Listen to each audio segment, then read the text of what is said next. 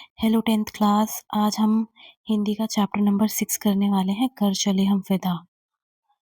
अब ये है क्या, ये सबसे पहले एक सॉन्ग के रूप में आया था। ये कविता नहीं थी, एक सॉन्ग थी जो कि कैफ़ी आज़मी ने लिखी।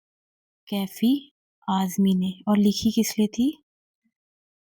लिखी थी ये 1964 में एक फ़िल्म आई थी, 1964 में हकीकत फ़िल्म, जिसमें धर्मेंद्र जी ने अभिनय किया है। तो इस फ़िल्म का ये गाना था, कर चले हम फिदा, ठीक है? बट ये क्योंकि इतना खूबसूरत है और इसके जो स्टैन्ज़ाज़ है वो इतने ब्यूटीफुल है कि इसको स्कूल के सिलेबस में भी डाल दिया गया, ठीक है? तो 1962 में। अब लिखा हुआ है ये कैफ़ी आज़मी के द्वारा, लेकिन इसको आवाज़ किसने दी थी? मोहम्मद रफ़ी साहब जी ने आवाज़ दी थी। 1962 में भारत और चीन का युद्ध हुआ था, ठीक है? इसी युद्ध के ऊपर ये फ़िल्म बनाई गई थी हकीकत, जिसमें ये गाना था। अब इस गाने को हम कविता के रूप में पढ़ रहे हैं, तो मैं आपको लाइन वाइज़, स्टैन्ज़ा वाइज़ इसकी एक्सप्लेनेशन दे रही हूँ, आप ध्यान से सुनेंगे, ठीक है? और इस वीडियो के लिंक में मैं आपको इसका सॉन्ग भी डाल दूँगी ताकि वो गाना आप सुनें, और वो गाना ज़रूर से ज़रूर 2 बार ज़रूर सुनना उसको, ठीक है? आपको उसके लिरिक्स भी याद हो जाएँगे, क्योंकि सॉन्ग के रूप में जब हम सुनते हैं तो जल्दी याद होता है, ठीक है? और जब मैं आपको अभी एक्सप्लेन कर रही हूँ, तब आप जब दोबारा गाना सुनेंगे तो आपके लिए ईज़ी हो जाएगा उसको समझना, ठीक है? पहला स्टैन्ज़ा देखते हैं। कर चले हम फिदा जान वतन साथियों, अब तुम्हारे हवाले वतन साथियों। साँस थमती गई, नब्ज़ जमती गई, फिर भी बढ़ते कदम को न रुकने दिया। कट गए सर हमारे तो कुछ गम नहीं, सर हिमालय का हमने ना झुकने दिया। अब देखो, कर चले हम फिदा, फिदा मतलब अपने आप को ख़त्म कर देना, न्यौछावर कर देना। जान और तन दोनों ही गँवा दिए किसने? हमारे सैनिकों ने उस युद्ध में, ठीक है? साथियों, वो अपने साथियों को बोल रहे हैं, हम लोगों को बोल रहे हैं। अब तुम्हारे हवाले, अब वो क्या कह रहे हैं कि अब हम तो शहीद हो जाएँगे, हम तो मर जाएँगे, क्योंकि हमने अपने आप को फ़िदा कर लिया है, ख़त्म कर लिया है। लेकिन अब मैं ये पूरा वतन जो है वो आपके हवाले करके जा रहा हूँ। नेक्स्ट है, साँस थमती गई, नब्ज़ जमती गई, फिर भी बढ़ते कदम को ना रुकने दिया। देखो, जो जो ये लड़ाई हो रही थी, ये हो रही थी कश्मीर के आस-पास, जम्मू कश्मीर, अक्साई चीन के आस-पास, ठीक है? तो वहाँ पर होती है ठंड। अब वहाँ पे माइनस में भी होता है टेम्परेचर, तो इतनी ज़्यादा ठंड होती है कि नब्ज़, यानी जो नसें हैं, नसों में जो खून दौड़ रहा है, वो भी जमने लगता है। साँसें थमने लगती है, साँस फूलने लगती है। फिर भी इतने स्ट्रगल, इतने संघर्षों के बाद भी अपने जो बढ़ते कदम हैं, उनको रुकने नहीं दिया। ये आगे बढ़ते रहे और चीन के जो सैनिक थे, उनसे लड़ते रहे। अगली लाइन है, कट गए सर हमारे तो कुछ गम नहीं, मतलब हमारे सर कट गए। अब जब इतना बड़ा युद्ध हो रहा है, सामने वाले लोग हमारे लोग को मार रहे हैं, तो उनके सर कटे, गोली लगी, कितने लोग मारे गए, तो उनके सर कटे तो कोई गम नहीं है इनको, लेकिन सर हिमालय का हमने ना झुकने दिया। हिमालय का सर इन्होंने नहीं झुकने दिया। हिमालय प्रतीक है हमारे सम्मान का, ठीक है?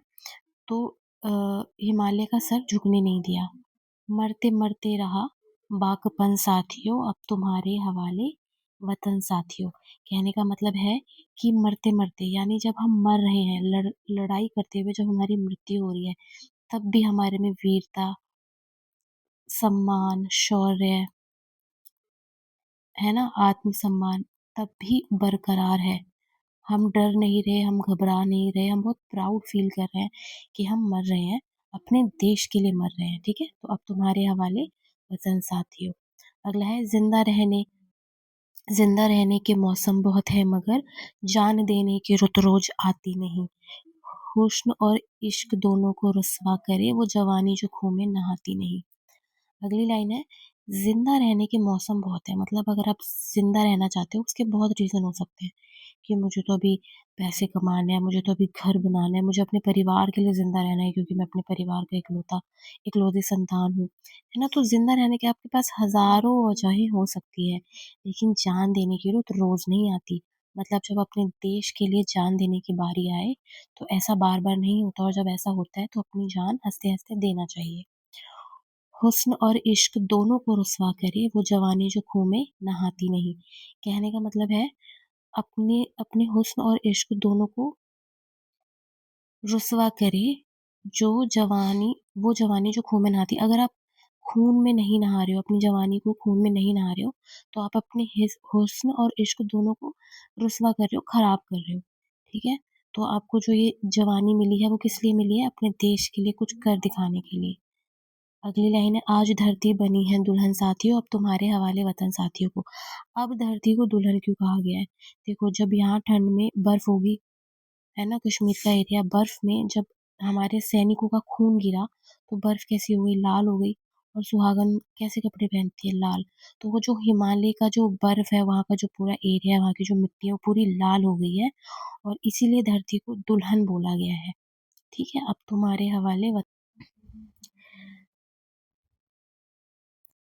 नेक्स्ट एंजर देखते हैं। राह कुर्बानियों की ना वीरान हो, तुम सजाते ही रहना नए काफिले। फतह का जश्न इस जश्न के बाद है, जिंदगी मौत से मिल रही है गले। देखो, कुर्बानियों की राह यानी शहीदी की राह, जो देश के लिए कुर्बान हो गए, जिन्होंने अपनी जान दे दी, वो क्या कह रहे हैं कि जो इसकी राह है वो कभी भी वीरान यानी कभी भी खाली या शांत नहीं रहनी चाहिए। और भी ऐसे युवक आए, और भी ऐसे देशभक्त आए जो अपने देश के लिए जान देने के लिए हमेशा तैयार रहे। तो तुम सजाते ही रहना नए काफिले, मतलब तुम नए नए काफिले सजाते रहना, जिसमें नए नए जवान, नए नए लोग आगे आए और अपने देश की सेवा करें। फतह का जश्न इस जश्न के बाद है, जिंदगी मौत से मिल रही है गले। देखो यहाँ पे फतह यानी जीत का जश्न, फतह मतलब होता है जीत, जीत का जश्न दो बार है। एक बार तो ये कि वो तिरंगे में लौट कर आएंगे, अगर उनकी मृत्यु हो गई है इस लड़ाई के दौरान तो वो तिरंगे में लपेट के आएंगे। देखो, मृत्यु तो हर किसी की होती है, लेकिन देश की जान बचाते हुए शहीद होना और तिरंगे में लिपट कर घर आना, ये एक जश्न की ही बात है। ठीक है, तो एक जश्न क्या हुआ, एक जीत ये हुई कि हमने अपने देश के लिए, अ, अपने देश के सम्मान के लिए उसका सर नहीं झुकने दिया, अपनी जी जान लगा दी और अपनी पूरी शक्ति के साथ, पूरे जोर के साथ लड़ाई करी, और सामने जो चीन की सेना थी उसको एकदम बराबर की टक्कर दी। तो एक जीत तो ये हो गई, और दूसरी जीत ये है, दूसरा जश्न इसके लिए मनेगा कि जो ये लोग शहीद हुए हैं, इन्होंने अपना नाम अमर कर लिया शहीद होकर। ठीक है, तो जिंदगी मौत से मिल रही है गले, मतलब जो जिंदगी है वो अब मौत से गले मिल रही है, अब वो शहीद हो रही है। बांध लो अपने सर से कफन साथियों, सर पर कफन साथियों। सर पर बांधने का मतलब क्या होता है? मृत्यु के लिए तैयार रहना, मृत्यु के लिए तैयार रहना। अब देखो, आज भी जो हमारे सैनिक बॉर्डर पे है, वो मृत्यु के लिए तैयार ही तो है, उन्हें नहीं पता कब क्या हो जाए, है ना?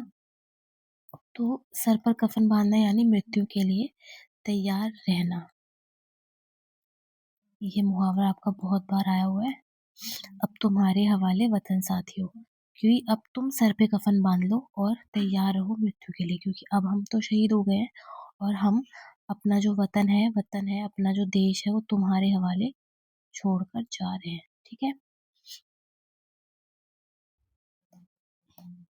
अब देखो अगला क्या है, एक सेकेंड। अगला है, खींच दो अपने खून से जमी पर लकीर, इस तरफ आने पाए न रावण कोई, तोड़ दो हाथ अगर हाथ उठने लगे, छू न पाए सीता का दामन कोई। राम भी तुम ही लक्ष्मण साथियों, अब तुम्हारे हवाले वतन साथियों। मतलब खींच दो अपने खून से जमी पर लकीर। अब देखो, जिस टाइम सीता माता का हरण हुआ था, रावण जिस टाइम उनको उठाकर ले गए थे, तब लक्ष्मण जी ने एक लक्ष्मण रेखा खींची थी कि इसे कोई पार ना करे, मतलब इसे सीता माता पार ना करे, लेकिन उन्होंने पार किया, जिसकी वजह से उनका हरण हो गया। तो अभी क्या बोल रहे हैं सैनिक कि तुम अपने खून यानी अपने खून से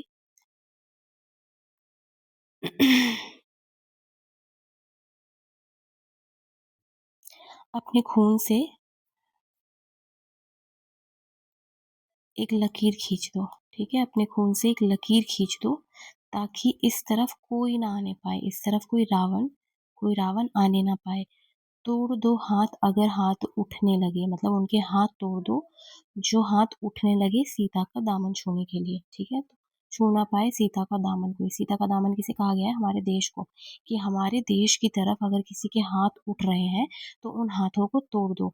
अब राम भी तुम ही हो और तुम ही हो लक्ष्मण, मतलब राम और लक्ष्मण दोनों ने मिलकर सीता माता को जैसे बचाया था, वैसे ही अब तुम्हें इस देश को बचाना है, क्योंकि अब तुम्हारे हवाले वतन साथियों, क्योंकि अब हम तो शहीद हो गए, अब हमने तो मृत्यु को गले लगा लिया, अब जो ये वतन है किसके हवाले है? ये तुम्हारे हवाले है।